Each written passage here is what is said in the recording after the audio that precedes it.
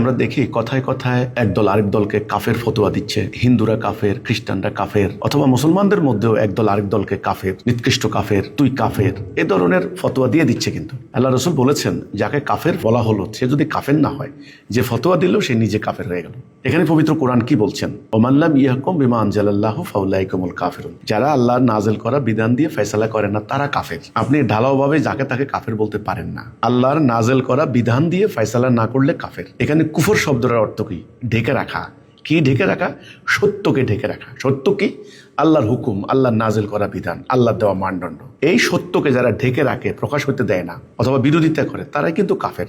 So আমি বলবো সবাইকে, যাকে তাকে যখন তখন ঢালাওভাবে কাফের ফতুয়া না দিয়ে বরং মানুষদের চরিত্র সংশোধনের জন্য উত্তম পন্থায় নাসিয়া করুন, উত্তম পন্থায় বয়ান করুন। এটা হলো সঠিক পদ্ধতি।